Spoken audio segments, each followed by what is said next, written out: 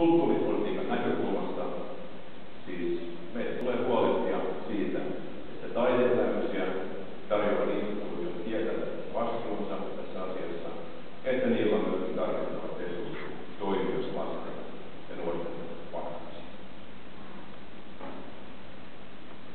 Hyvät ystävät, mennään nyt sitten päivän varsinaiseen asiaan.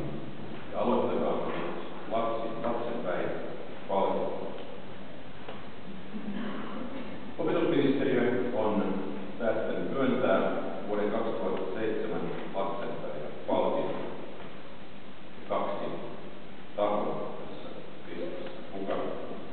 Ensimmäinen on nuorisoseura Motoran kansantanssin parissa työstä.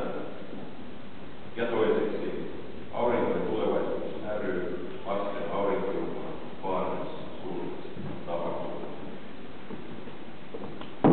Pyydän teitä myöskin kuulemaan perusteluja vastaavasta palvelusta.